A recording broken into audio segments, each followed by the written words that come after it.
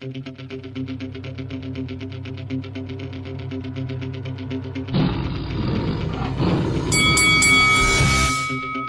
Ricky the Hitman Hatton, and you're watching Lights Out.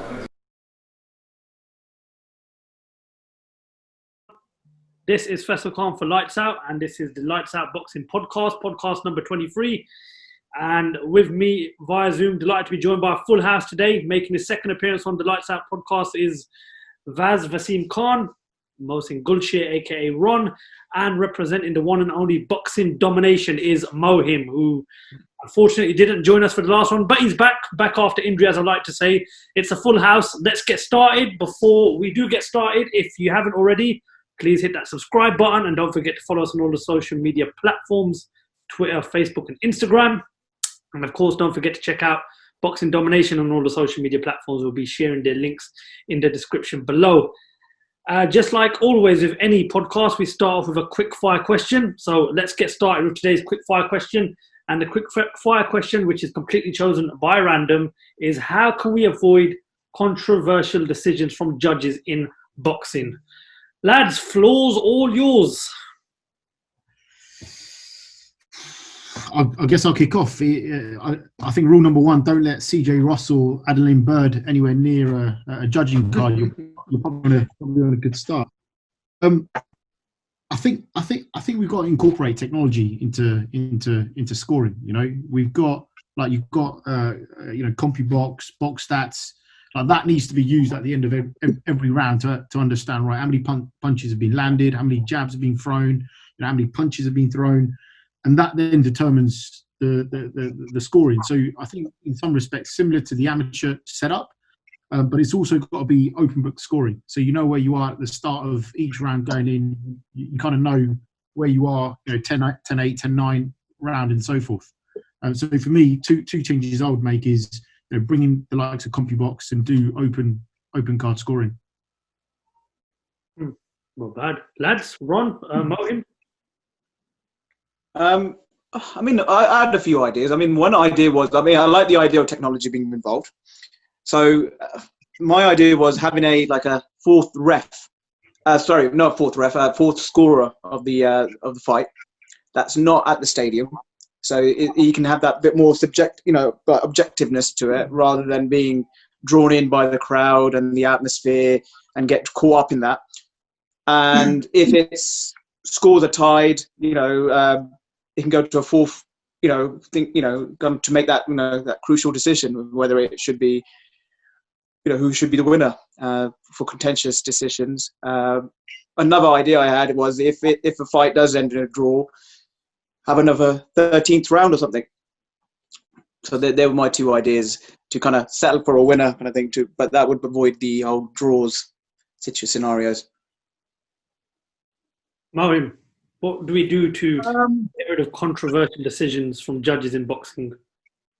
You know what? I actually like the idea of having more technologies. But even though there is technology, a lot of the times in America, you see a lot of corrupt decisions. Like, for example, one of the worst decisions I've seen was in Canelo fights. Really.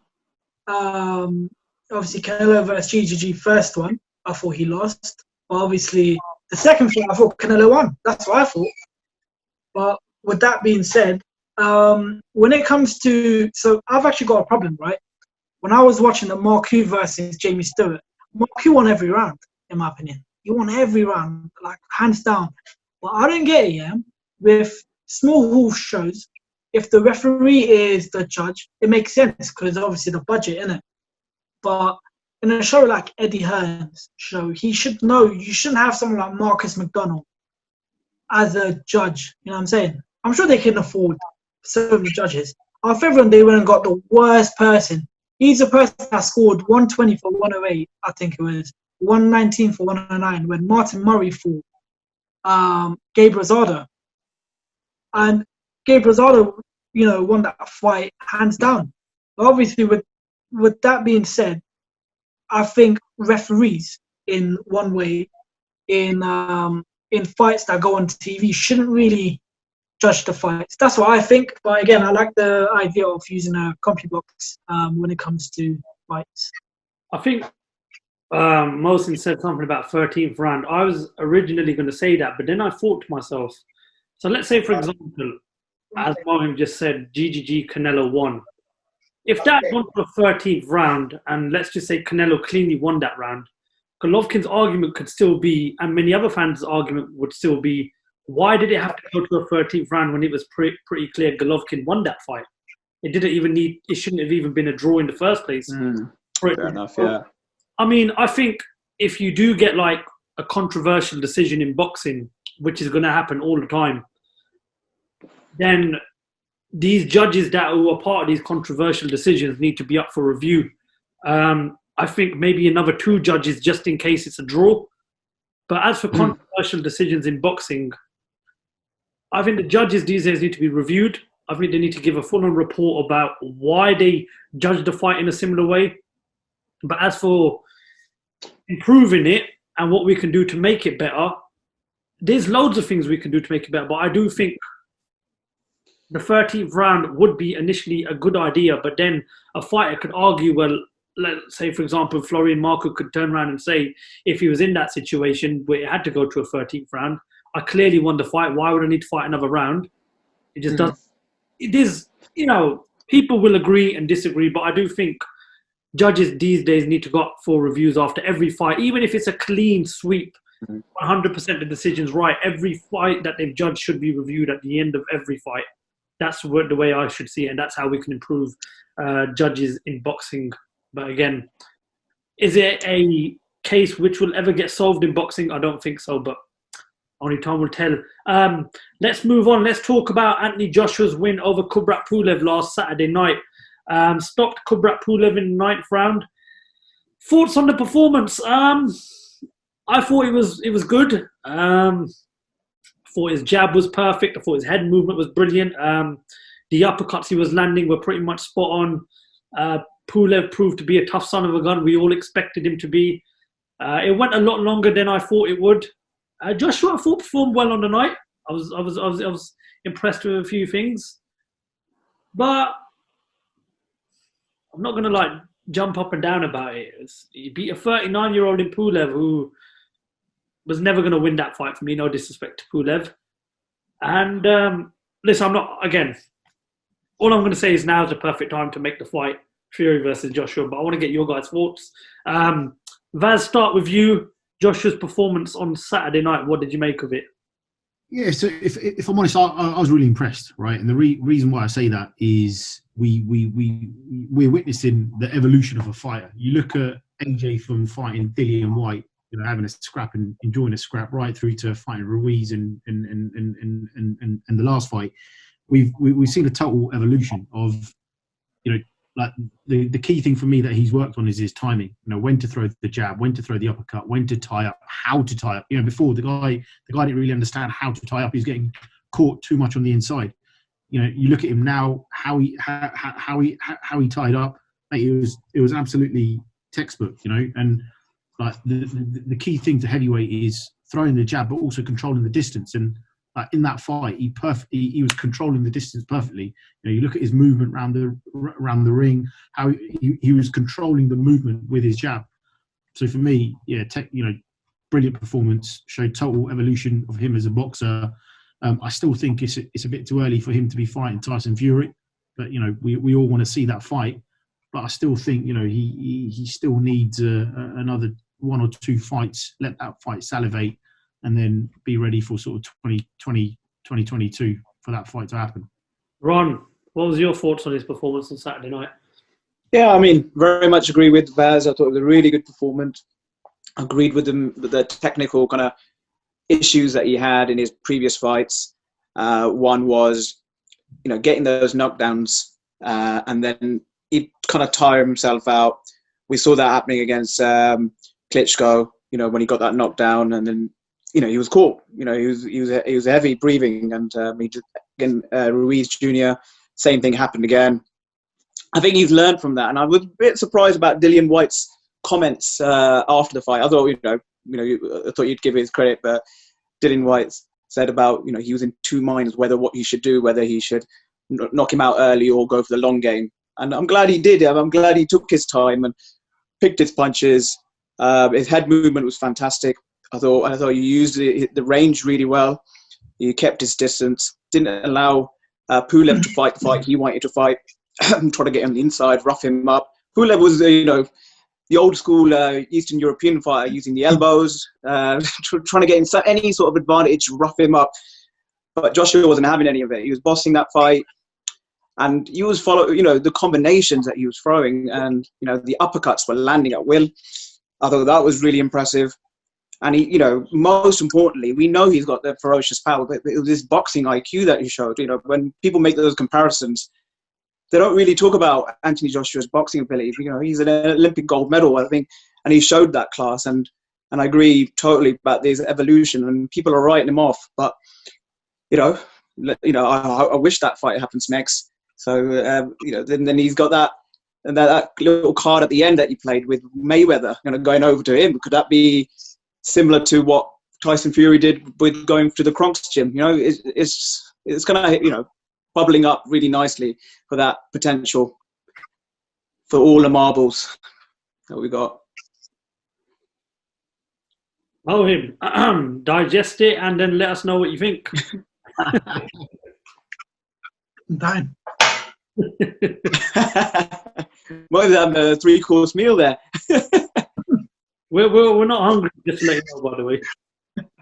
Yeah, no, I was very impressed. No, I was oh no, I got a bit carried away. I was very impressed by Joshua's performance, but more than that, I was very impressed by the durability of Kubrat Pulev. He was tough, man. The amount of uppercuts he took in that fight. It was crazy. I don't think those uppercuts will land him properly, but because I know most of them actually hit the glove. But Joshua controlled the distance. He boxed a little similar, but he boxed a little similar to when he fought Andy Ruiz Jr. But he was a lot more aggressive. Thing was being a little dirty as well. Pulev, I felt like he's controlled the distance. He used his jab well. I didn't really see Pulev work towards the body, which I was pretty shocked. Because obviously Joshua did both. Obviously Joshua worked on the upper side a bit more, and I think part of that was, I think in the second round he Pulev threw the jab and he stepped under and caught him with the with the straight 1-2, and I think that kind of showed, right, Pulev's a bit slow, so he was a bit reluctant to throw anything to the body, because then he's kind of leaving himself open, and AJ's speed would just take him apart. So I think he was just a bit scared, if I'm honest, in terms of throwing to the body, leaving himself open for that 1-2 down the middle. Yeah. I mean, that's sort of the way I saw it as well. And obviously Pulev was sort of quite easy to hit as well. Pulev was very easy, but he's very tough. I mean, he's a lot tougher than I actually expected. When he fought Klitschko, I remember he rocked Klitschko in the first round for jab. I don't know if you guys have seen that. It was sick, but obviously he got stopped. But the entire Klitschko fight, again, was a dirty fight from both sides. But obviously with the Joshua fight, I know if Joshua wasn't in his A game, then things could have gone wrong. We've seen with Joshua. Joshua is very unpredictable. He goes down. I know he's only gone down against Ruiz, but he's been rocked by Povetkin before. So I hope the Fury fight does happen next, because I know Wilder's trying to step through to make the fight happen with Fury. So if the Wilder does become successful with that, then we're going to see Usyk, But I don't think Joshua will fight Usyk. I think he should just, if it was the option to either vacate or fight Fury, I'll say, vacate and fight Fury. That's a fight we need to see. When we were meant to see Joshua and Wilder, both fighters were sort of going back and forth, and we couldn't see that fight. Now I personally wouldn't want, I haven't got the same excitement when it comes to Joshua Wilder, but I've got excitement for the Joshua Fury. I've always said that even when Tyson Fury didn't have the WBC in the Ring magazine title, I always said the best two in that division, the best fight in that division, even when Wilder was champion, was Fury versus Joshua. I've always said that. Because no disrespect to Deontay Wilder, but Tyson Fury is more known in America than Deontay Wilder. I just think the caliber of the fighters, Joshua Fury, even when Fury come back in 2017, I'd rather have seen him gone in with Joshua in that third fight of his comeback rather than Wilder. I've said it since 2015, since Fury won the titles of Klitschko and Joshua knocked out Dillian. I said that at one point in the next couple of years, this is going to be the biggest heavyweight fight, not just in Britain, but for me of all time. And now there's no excuses for that fight not to be made. If they can't make that fight now, and I'm talking about their next fight has to be with each other, that fight never happens. And I just think for the sake of boxing, it would be such a disappointment as us fans if we did not see Fury versus Joshua. So whoever's got an ego in terms of their managers, their promoters, or whoever's looking to land the biggest sum of money, forget about it. 50-50 down the middle, both hold all the belts. Both are big names, not just in the UK, but also America. Both have got good personalities, both are their own people. You know, both have got their own sets of fan bases for different reasons. And both for me, Fury's 1, Joshua's number 2. Make the fight happen now. Frank Warren, Eddie Hearn, Bob Arum. Don't disappoint the fans on this one, because these two, look, they're fighting men. Forget what people like Carl Froch he never said his name in an interview. That's rubbish. They would fight in a car park tomorrow if they really had to. They're both fighting men. This fight needs to happen. It's for the sake of boxing. And you know what the brilliant thing about this potential fight is? These two could potentially fight each other at least 2 or 3 times. Because if I do believe whenever they do fight, if they do fight, I believe it'll be a really good fight. I'd like to see them fight at least 2 or 3 times. There's going to be a rematch clause in there, though, regardless. 100%. It's going to be. So this is it. I mean, it's a very fair point, but this is where the WBO, I think that's going to get vacated. They're not going to let go. Listen, forget the yeah, so that's the problem here. And it takes a little. Yeah, I mean, if you want it for all the belts. But yeah, I agree with you. We definitely need to see that fight. The WBO, if it gets vacated, letting it. Yeah. We need to know. Well, I have my own opinion. You guys have got your own opinion, but boxing world now needs to see it for themselves. Who really is the number 1 man in that heavyweight division? Vaz, sorry for interrupting you, David. Go ahead. What was you going to say? I totally agree. You know, I think there's 3 issues that are potentially stopping this fight. One, as Mo called it, is the WBO. You know, I think, do they want to step aside? Yes, but they can't step aside to save face, because Usyk's been mandatory. You know, I think they've allowed two mandatories to pass. So to save face, they have to enforce it. So, you know, that's one issue. I think the other issue could be, you know, will Usyk accepts stand aside money, and from what his manager's saying, he's not. So, you know, the WBO belt is not going to be on the line. The second issue is, you know, the terms for the fight, as I think Eddie Hearn said before the fight, you know, before the Pulev fight, the terms have already been agreed. I think the issue now is who's going to put up the cash, because that fight in a non-COVID market is a $100, $200, $300 million fight. But in a COVID market, who's going to put up that cash? Because they're not going to get 100,000 in Wembley anytime soon. You know, so the only real places are the Middle East, but they're you know, really cautious about numbers in terms of stadiums. You've got Australia where it could happen, but then you've got the challenges with the timings in terms of the UK and the US market. So as much as we want to see this fight happen next, I don't think it will happen next, because the money's not there. And that's what ultimately counts. I just wanted to say, Vaz, you just made a point about the fans of it potentially going to the Middle East. You know my answer to that is, and I'm not criticizing you or anything, on Saturday night, you got the 2 best fighters at middleweight and super middleweight fighting each other at the Almodome with, you know, reduced fans, but they're not worried about fan bases or money. They're fighting each other because they want to prove they're the best. And that's an example, and that should be, listen, Canelo versus Callum Smith could have sold out anywhere. You know, the Almodome in Texas is still a big stadium, but I totally hear you. But, listen, forget money, forget the huge crowds. We just want to fight because we want to prove to each other who's number 1 and number 2.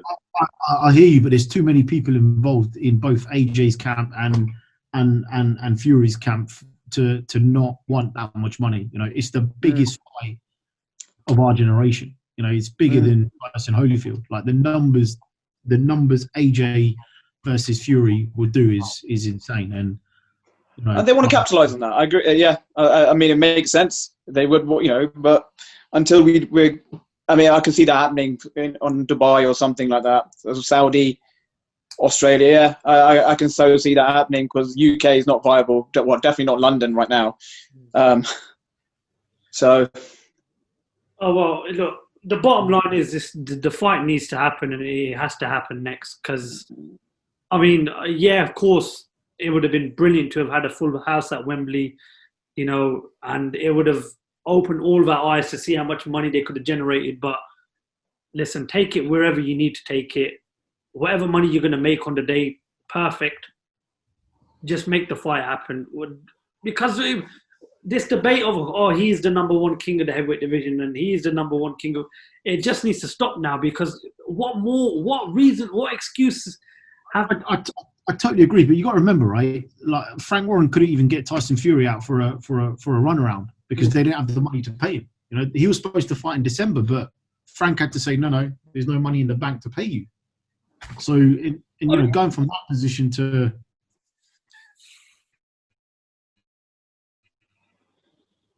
Oh, well, Yeah. listen, I look, at the end of the day, you made some very good points there, Vaz. Don't Don't get me wrong, I want to see the fight happen. You know, don't get it twisted, but it's... Well, as I mentioned when talking about that, I mentioned Canelo versus Callum Smith, and that's this Saturday night, and that's obviously our next topic. And that, for me, is the biggest fight of the year. I mean, Wilder Fury 2 was big, but this, for me, because of... Well, we've not got much options to choose from in terms of biggest fights of the year because of, you know, we lost quite a few of months due to COVID. But for me, the fight on Saturday night, Canelo versus Callum Smith, this is a huge fight, and this fight answers a lot of questions. You know, we'll know where Callum Smith is, and we're going to get to see Canelo for the first time in a very long time without Golden Boy Promotions. You know, it's his first fight back down at 168, I believe, since the Rocky Fielding fight. I'm so excited for this fight on Saturday night. The first question I've got to ask to you guys is, and the first question I'm going to relate to Mohim, because I feel we kind of didn't ask why the Fury versus Joshua fight doesn't happen. Sorry, Mohim, but in the comment section when this is uploaded, you can put your answer in there. How does Callum Smith beat Canelo Alvarez on Saturday night in front of American judges? Well, you know what? As much as I like Callum Smith, I don't see him winning the fight, man. I don't. I'm sure there's someone here that's going to agree with me as well. I don't see him in the fight. I would love to see him in the fight. Canelo can go down 4 times. He can lose every round, and they're still going to give him either a draw or a win. That's just how it is.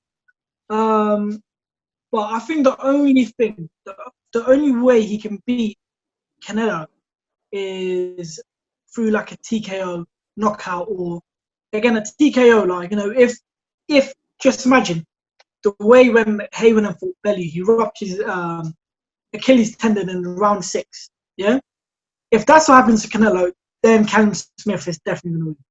But other than that, I can't imagine it. But you know, it's going to be the truth. If Canelo beats Callum Smith, that means he beat his brother Liam a few years ago. Now he's beat his, I think his older or younger brother, I'm not sure.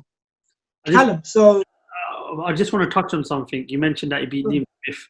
Canelo's record against British fighters is phenomenal. He's beaten Matthew Hatton, Ryan Rhodes, Liam Smith, Amir Khan, and Rocky Fielding. He's beaten 5 very good British fighters, and you know, fighters like Amir Khan, you can say were, you know, probably a level above the names I've just mentioned, and Rocky Fielding was just coming off the back of winning a world title, so he's got a very good record against British fighters, beating 5 of them. Mohim, continue. yeah, so obviously now, you know what, Rocky Fielding, I'm not going to count. So to say that, I'm just going to count that guy. He came in for a payday, man. Come on, I've never seen a guy like that when he gets knocked down. But yeah, like Fielding was just so open. If Callum Smith turns up the way Fielding turned up, he's gonna get stopped early. believe it or not, he's going to get stopped early by just body shots. Like, Canelo doesn't need anything else. It's about whether Canelo, it's whether about if Callum Smith can hit Canelo with the clean flush shots. That's the questions I'm going to sort of give you as well back, innit? So, Vaz, I've been doing a lot of research behind the fight. Just getting involved in the hype of it. A lot of fans say that Callum Smith's too big for 168. Do you agree with that? Yeah, absolutely. Callum Smith should be campaigning. Light heavyweight, yeah. He's far too big to make super middleweight. So he's a big old boy. So like, do I see? You got to remember that there's an 8-inch reach. There's an 8-inch height difference between the two of them. So that's a big factor. I think John Ryder sort of the gorilla made the blueprint on how to beat Callum Smith. If Canelo gets on the inside, is able to land to the body, it's going to be a tough night. But for me, he's got an 8-inch reach advantage. He's 8 inches taller. He's got to control the fight on the inside. He can't let him get on the inside. If you look at Canelo, he's got one of the best head rolls and jabs in the business. So if Callum Smith can use his reach to negate that, it's going to be a long night. I think the difference is, and Mo made a good point in terms of shots to the body. You can't underestimate Callum Smith's defence. He's got a very tight defence. Joe Gallagher, like his school of teaching is all about defence.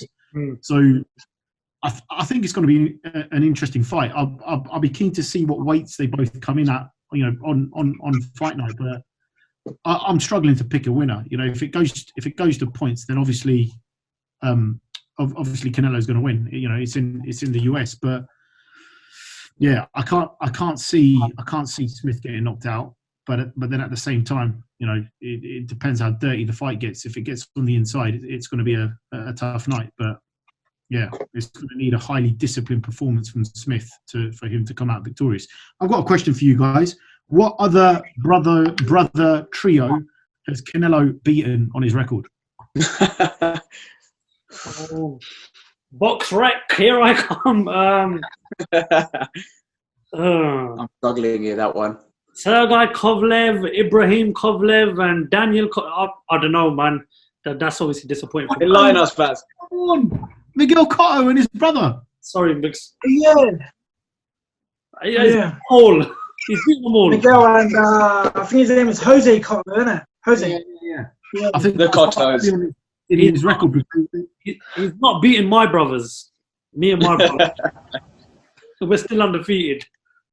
Ron, when you look at Saturday night's fight, that we've got coming up, Canelo versus Callum Smith, and as we mentioned, it's literally, unless you knock his bloody head off and it goes the distance, it's going to be very hard for you to get a judge's decision over Canelo in America.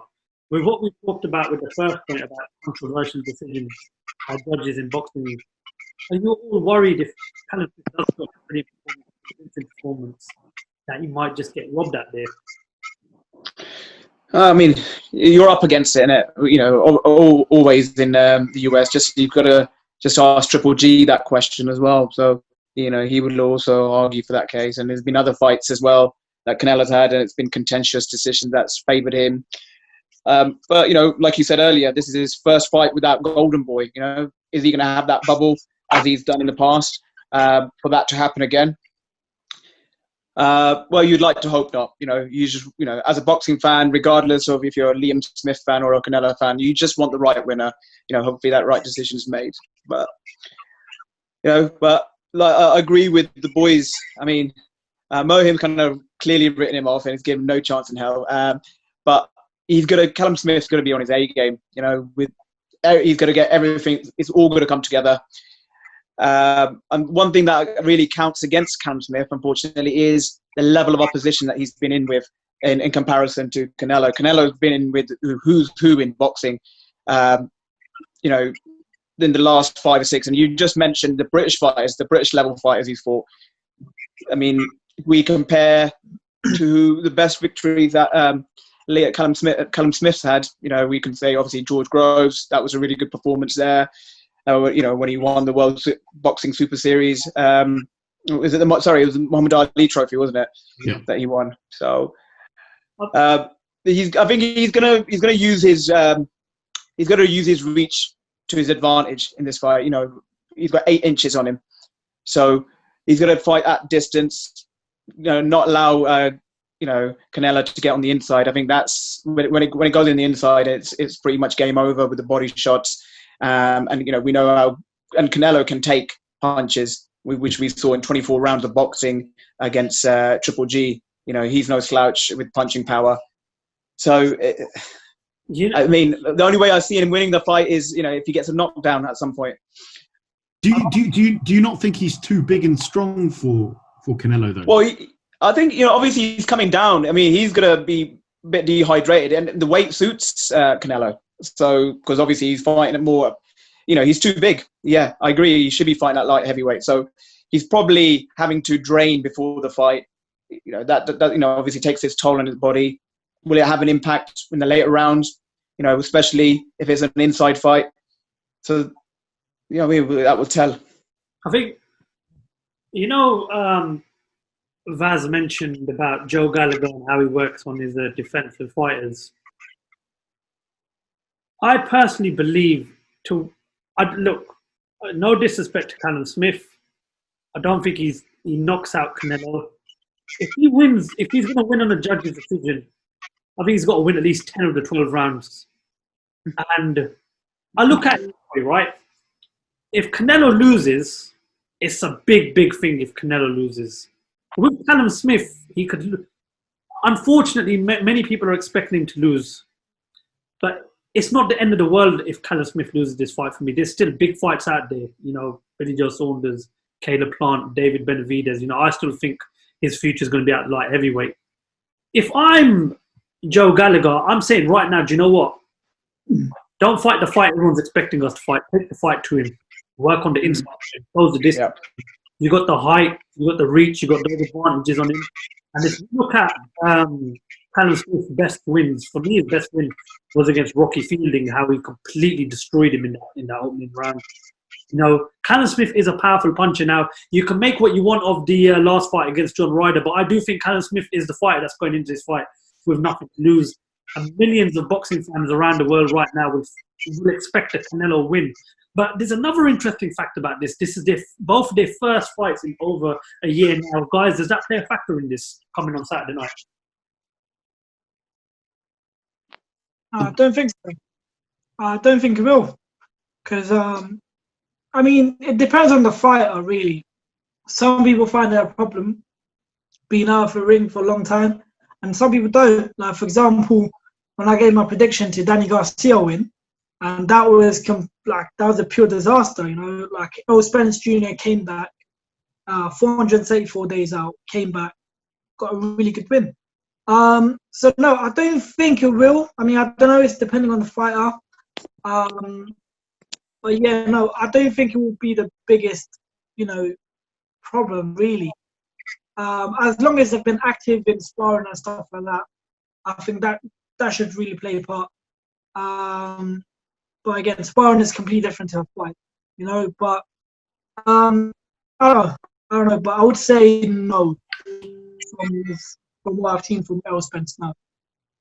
Vaz, I mentioned Vaz about the expectations on Canelo on Saturday night because he's arguably one of the biggest faces in boxing. It's as though as if every time he gets into the ring, people expect him to win. Do you believe that expectation on him winning on Saturday night eases the pressure on Callum Smith and it gives him that sort of mindset, to go in there thinking, do you know what have I got to lose? And let's go in there and have a real go at Canelo. Yeah, I want to say yes to that, and that's what logic would say. But I think his coach is too, his coach is too, like Joe Gallagher's too. He's too conservative to do that. He's not going to be like, right, go out and have a firefight. I think Joe Gallagher's going to have a very specific plan for each round, very methodical in terms of how the fight is going to pan out and play out. I think Canelo has always had that pressure. He's the biggest name in boxing. He's the biggest star in Mexico. He's had that since day one. He himself is used to that pressure. But both. I think the key thing is, as Mohim said at the start, is both of these guys live the life as well outside of the ring. So there in theory should be very little ring rust. I think Callum Smith would have learned the lesson from when he fought the gorilla, and that would have taught him that no, I need to do this to prepare for each fight. And I think Joe Gallagher would have drilled it into him for this fight. So I think for me, I honestly can't pick a winner. I think it's going to be a very close fight. I love it if they do fight on the inside, because I think that's going to make it a really exciting fight. But I think Joe Gallagher is going to have a very specific plan that he's drilled into Callum Smith to execute, and that's what we're going to see. Yeah, I was obviously, again, as I mentioned before, I was doing a lot of research about the fight. I've been watching a few of their clips from their previous fights. Ron mentioned wins against George Groves, but I just believe this is going to be Callum Smith's first elite test. Now, no disrespect to George Groves. Many people would say he was towards not on a global stage. I mean, like, George Groves is a British European. That kind of. Even though he's a world champion, but he wouldn't. The normal American wouldn't know who we were talking about. How do you prepare, Ron, Callum Smith for this elite, another 5 elites test at the night? Because this is the man in boxing. This is the guy that I think from probably super welterweight to light heavyweight, that's 4 weights everybody wants to beat, because he is the man in boxing right now. No, this is probably what when Callum Smith probably started out his career. This is it. This is what he lived for. For nights like this, fighting the best. And he's had an amazing career up until now. He's passed every test, that John Ryder test. If he can't get out of bed for this, then he shouldn't be in boxing. Bottom line. And I think the other point to add as well, right, that in some respects the pressure's been taken off, because if you look at a normal Canelo fight week or build up to a Canelo fight, it's insane, And for this fight, the build up has been minimal. The press store's been minimal. The weigh-in's going to be minimal. There's barely going to be any fans at the weigh-in. So I think in that respect, the pressure's come off slightly. So it's going to come down to who wants it more. Who's got the better game plan, who wants it more, and that's how it's going to play out. Sorry, Mike, I didn't mean to cut you off there, mate. Yeah, I totally agree. I think that could most definitely suit him. It could easily overwhelm him. We've seen a lot of our British fighters go over to the US and just get overruled by the experience that fanfare brings, and it's on a whole different level. But I'm very confident he'll give a good account of himself. We'll do a lot better than Amir Khan. Let's just say that for sure. He's got more of a chin. Khan was winning every round up until that knockout. Yeah. I think with Amir Khan fight, it was just a matter of when. That was it. It was just a car crash waiting to happen, and Canelo's just too good for that. He's been boxing. He made his pro debut at the age of 15, so he's picked up a thing or two. I am Amir Khan. I'm one of his biggest critics, but I'm gonna say, fair play to him because he put up a good performance. Yeah, he got knocked out and everything, but he won every round. Now, compared to some of the other British fighters that have gone over there and fought Canelo, look at Rocky Fielding. I've never seen a world champion smile more in a defeat in his whole life. Gotta give some. Listen, we're not talking. Amir Khan did have to go up a few number of weights. Let's give some credit there, but let's leave that for another day. That's just typical Ron, just bringing up something from the I don't know. But look, I agree with what you say. The record against the Brits is a phenomenal record to have. Just generally as a fighter, yeah. So he's elite, like you said. As Mohim said, he's already beaten one of his brothers, and then Vaz has embarrassed us not knowing who the other set of brothers that he's beaten us, and that's a massive shame on us because we like to think of ourselves as boxing connoisseurs. Prediction time. I like Callum Smith. I'm a big fan, but unless he's taken a baseball bat into that ring with him, or Canelo has a stake before the fight, I can't see Callum Smith winning unless he knocks him out. So I'm going to go for a Canelo points decision. Raz, predictions for Saturday night. I'm going to be controversial. I'm going to go with my boy Callum Smith on points. I know that's mad, but Callum Smith on points. Well, if he's your boy, make sure you get me an interview after the fight. Ron? Can't see beyond Canelo, unfortunately. Canelo on points or late stoppage. That's it. Representing boxing domination, what's the prediction for Saturday night? You know what? I'm not gonna say 0% to 0 chances to Callum. But I personally can't see it happening. I think the only big way of Canelo's win is going to be through multiple body shots. Look, I don't think he's going to work the upper side. I think he's going to only work just the body mainly, really. And you know what? I'm going to go for that. And if Canelo has steak, aka the Mexican beef, then it's going to be a different story as well. So. Or you know what? It's as David Hayes said when he was sat around the table with Max Kellerman and Vladimir Klitschko, just thinking about it, give me a fucking hard-on. I'm really, really excited for this fight. Honestly, for me, it's the biggest fight of the year, and fair play for them to get it on. With the short notice. Final topic, guys.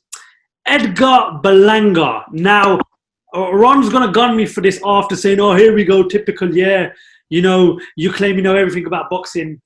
I watched every show Bob Arum put on during lockdown, all 15 of them. And I remember when this guy come out, he was 14-0, and I heard the crazy stat, 14-0 with 14 first-round knockouts. And I was thinking, that's going to end at some point. 2 fights later, Edgar Berlanga, 16-0 with 16 first-round knockouts. The guy's 23 years old. He's a super-middleweight prospect. Have we got a gem on our hands? And is this the next, perhaps maybe the next big thing in boxing? I'm going to kick off. I think so. 6'1", orthodox. Team Havoc. Uncle Dre's his coach. Really good. Really good. Amateur pedigree. I think he had something like 162 fights, 17 defeats. The gym he's grown up in. The guys produced fighters the likes of Danny Jacobs, Saddam Ali, Luis Castillo, Curtis Stevens, Devrichenko, Marco Huck. So, he's got a really good team around him. If you look at his fighting style, he's very compact. He's got a really good jab, good hooks. He's got the uppercut. He's got everything. I've got, and I think he's ranked 8th by the WBO, 6th by the WBA. I don't think he's ranked by the other sanctioning bodies yet, but yeah, for me, he talks a really good game. He wants a title shot against Canelo in 2020. I think he's saying, give me a title shot end of 2021, early 2022. So yeah, he's a good kid. I like him. He needs to step up and. Vaz, you just spoke a lot about the background to Edgar Berlanga, and obviously you've done your research on him. When do you put this guy in with the big names in that division? I think, look, we're in a COVID era, right? So prospects are being fast-tracked. He's already 8th in the WBO. He's 6th in the WBA. I think he now needs to be stepping up. The time is now. I wouldn't put him in for a title shot, but certainly, he needs to be facing sort of top 6, top 8 now. The guy's got 16 knockouts in the first round. He needs to be tested against a seasoned super middleweight. See how good this guy really is. I was looking, sorry to disturb you again, Vaz, but I looked at his win a few nights ago, and I think I don't personally think right now is the best time for a world title shot. I think right now, for me personally, I'd put him in with a Durrell or a Gabe Rosado, just to give him that sort of, as Sam Jones said to Daniel Dubois, that middle fight, just to see where he's really at. I do think a Durrell or a Rosado is, for me, probably the next best option for him. I wouldn't want to see him in a world title shot. He comes up against, I don't know, let's say he gets in there with a Canelo next. It all goes horribly wrong in his career. Bob Arum's doing a superb job with him, but I do think now's the right time, perhaps a Durrell or a Gabe Rosado. Ron, when I mentioned this fighter to you a few weeks ago, you're like, okay, I'll see what he's all about. Now that you've done a bit of research, you've seen a few of his fights. Tell me how excited are you that we've got this amazing talent with this just unbelievable record so far in boxing? Yeah, fantastic. I mean, he's got a ferocious punch on him. Like Vaz has described as all his attributes there. I'm excited to see where he goes with his career. I mean, you've got to take it with a bit of a pinch of salt with looking at the opposition that he's fought. Same was made about Deontay Wilder. He was a power puncher. He was taking people out in an early round in fights. But consecutive knockouts in the first round. I mean, look, I'm not taking anything away from that. The boy can punch. Now, I agree with you. Before he goes to that elite level, he needs those rounds. He needs those precious rounds. He doesn't know what it's like to be in the trenches. He doesn't know what it's like to fight a technical fight, an elusive fighter. You don't want to throw him in the deep end and where he'll be found out. And, and I hope that doesn't happen for this kid. He's a baby in the sport. He's 23 years old. So I hope, the gym he comes from is full of champions, is full of great fighters, great kind of coaching staff that's behind him. Hopefully they'll manage that. They know him best, and they're putting voices in his head about him being ready for a title shot. Maybe so, but I'm still yet to be totally convinced until we see him with a high level operator, someone who will give him rounds, and we'll see a different side to him rather than smack bang. What happens when that smack bang doesn't work? Then is there a plan B or a C? We want to see the other aspects of it. So that's where I'm at. With this boxer. Well, I was just about to ask Mohim a question, but we're back now. Mohim, as Ron mentioned about the whole smack bang thing, and I'm going to rewind it back to a few weeks ago when Sam Jones said that Daniel Dubois, doesn't know what it's like to be hit back. He's not been a sort of, okay, that's something I've never expected before. So when you look back at what happened to Daniel Dubois, again, I believe experience won that fight with Joe Joyce. Do you think this man needs like I said, a middle fight, or would you know what, because of what's going on in this world, why not go into the deep end? And if it doesn't work out the way you want it to, doesn't matter. You're young, we rebuild you. Where do you stand on what you do next with Edgar Berlanga? He's a very talented guy. 16 fights, 16 knockouts, all first-round knockouts. But going in with Canelo, Canelo's been there, he's done that. So to go in there with Canelo is a very bad decision. Obviously, it will make him a lot of money right now, but it can potentially end his career. Canelo's had I think he's had about 58 professional fights. I think so. I think he's had 53 wins, 1 defeat. That's 54, 56 fights. So going in there with Canelo right now is a very bad idea. But I do want to see him with a British fighter though, right now. I do want to see him with a British fighter named Zach Chelly. I think that would be a great fight. Berlanga versus Zach Chelly would be a good fight. Right now, I think it would be a pretty good fight. You got to remember, right? It's not Bob Arum making this noise. It's he himself is saying, "Look, I want the big names. Give me Canelo." He's been saying that since he was 14-0. Like he's been calling out people like Canelo, and the logic would say that's stupid. You're 14-0. You're now 16-0. But Teofimo Lopez, when he was calling out Lomachenko, the Matrix, people thought, nah, this guy's crazy. Going into that fight, I thought, nah, this guy's nuts.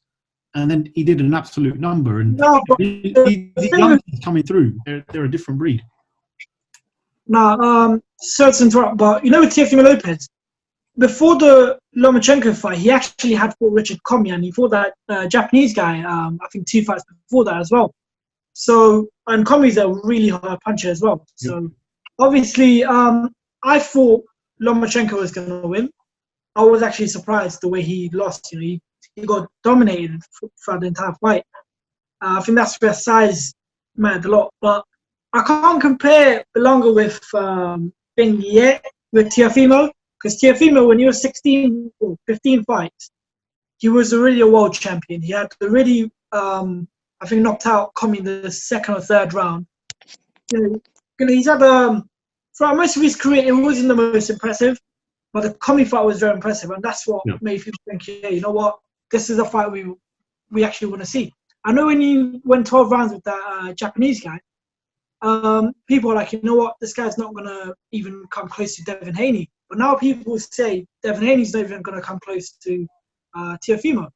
So yeah, it's just that point I just don't agree with. But for the entire thing, I've agreed. And also with me, obviously, I would like to personally see Zach Chelly fight. I think it'll be a good fight. But tell me what you guys think of that, because that's my opinion. I mentioned Durrell and Gabe Rosado. I think Gabe Rosado is a good fight for him next.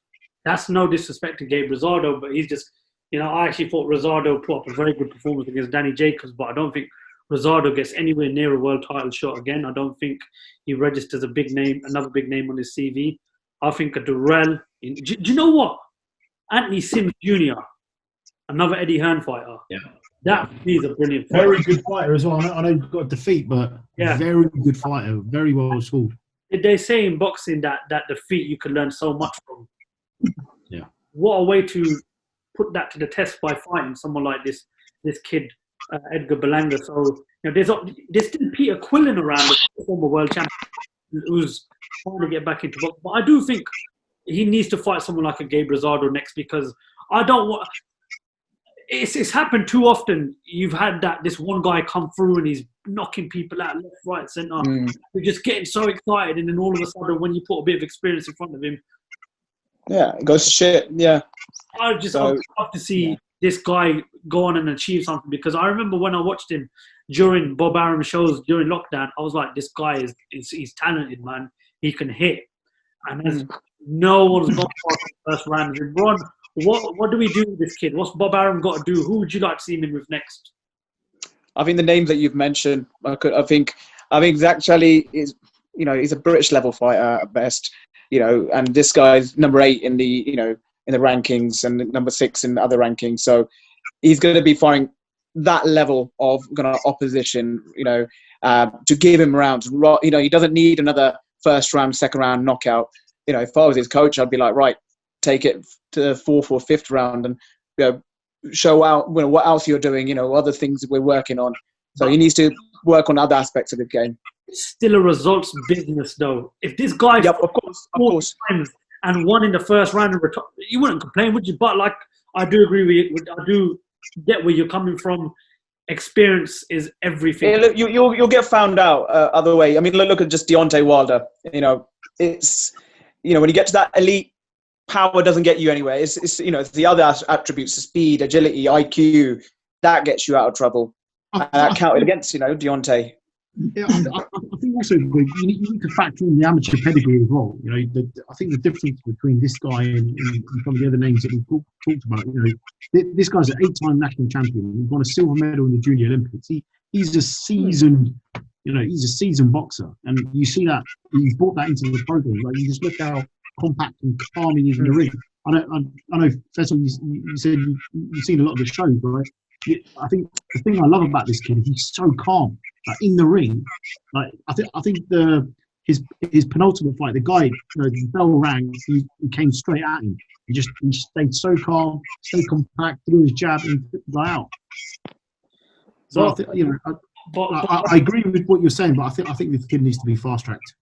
Bob Arum definitely got dollar signs in his eyes with this kid, because this kid, I hope I am right. I hope I'm not wrong. I really, really have got big hopes for Edgar Berlanga. I think the guy's quality, and I do want to see him fight a guy that's got some experience and a guy that's going to ask questions of him. I think it makes the rest of his career as well. And another Puerto Rican, Trinidad Camacho, another one. Mohim, he's going to say something. I could just tell by that, the lip movement. I mean, obviously, I'm going to bring Zach Chelly right now. I'm going to bring the new opponent in. He's a pretty tough guy as well. What's his name? Fedor Chernov. He's quite slow, but he's a tough guy. Very tough guy. Obviously, Chernov was getting outboxed by Umar Sadiq for the entire fight, but he managed to stop him, I think, in the last second of the 12th round. 11. It'll be 11th, yeah. So obviously, that's a fight that I'd like to see. I don't think Chernov will go out in the first round. He will definitely, taken, some good rounds. And yeah, and then that way, we'll be able to see Edgar sort of go past a few rounds and see how good he really is. Because I think he's great. I think he's going to be, if he continues the way he's going, he's going to definitely go far. Well, either way, it's exciting times for boxing, and 16-0 with 16 first round knockouts. This kid is definitely caught the eye of a lot of people. But that's obviously all we've got time for on podcast 23. Vaz, Mohim, and Ron, thank you very much. A pleasure as always. And don't forget to be giving these guys a follow on their social media platforms. I know Ron still doesn't know how to use Instagram.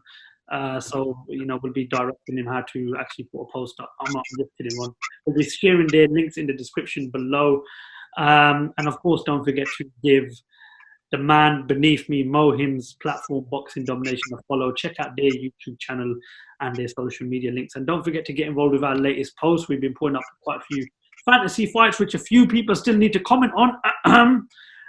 Today's fight we put up was at 130 pounds between Julio Cesar Chavez and the great Manny Pacquiao. So yeah, just get involved with our latest post, please, guys. And if you haven't already, hit that subscribe button. Guys, thank you very much for your time. And to the viewers out there, thank you very much for listening to podcast number 23 of the Lights Out Boxing podcast.